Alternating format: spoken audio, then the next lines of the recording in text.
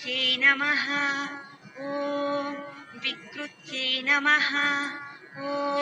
विद्यायै नमः ॐ सर्वभूतहितप्रदायै नमः ॐ श्रद्धायै नमः ॐ विभूत्यै नमः ॐ सुरभ्यै नमः ॐ परमात्मिकायै नमः ॐ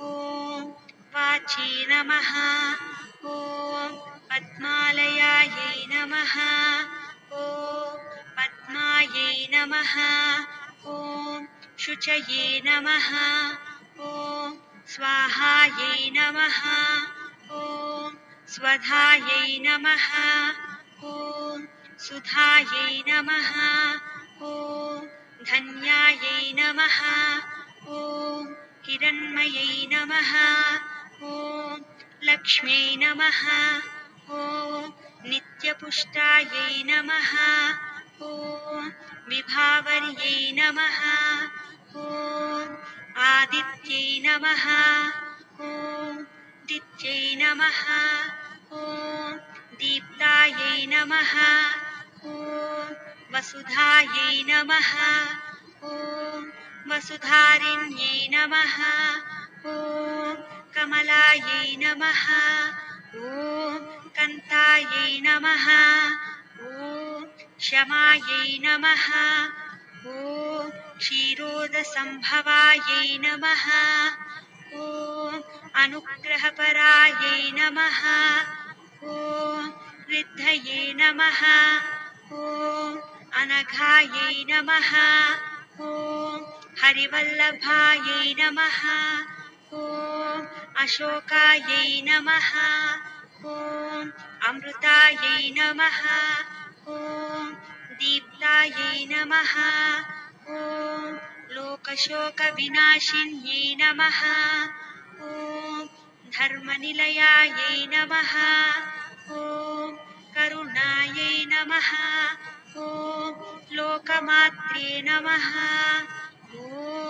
पद्मप्रियायै नमः ॐ पद्महस्तायै नमः ॐ पद्माक्ष्यै नमः ॐ पद्मसुन्दर्यै नमः ॐ पद्मोद्भवायै नमः ॐ पद्ममुख्यै नमः ॐ पद्मनाभप्रियायै नमः ॐ रमायै नमः ॐ पद्ममालाधरायै नमः ॐ देव्यै नमः ॐ पद्मिन्यै नमः ॐ पुण्यगन्धायै नमः ॐ सुप्रसन्नायै नमः ॐ प्रसादाभिमुख्यै नमः ॐ प्रभायै नमः ॐ चन्द्रवदनायै नमः ॐ चन्द्रायै नमः ॐ चन्द्रसहोदर्यै नमः ॐ चतुर्भुजायै नमः ॐ चन्द्ररूपायै नमः ॐ इन्दिरायै नमः ॐ इन्दुशीतलायै नमः ॐ आह्लादजनन्यै नमः ॐ पुष्ट्यै नमः ॐ शिवायै नमः ॐ शिवकर्त्यै नमः ॐ सत्यै नमः ॐ विमलायै नमः ॐ विश्वजनन्यै नमः ॐ पुष्टये नमः ॐ दारिद्र्यनाशिन्यै नमः ॐ प्रीतिपुष्करिण्यै नमः ॐ शान्तायै नमः ॐ शुक्रमाल्याम्बरायै नमः ॐ श्रियै नमः ॐ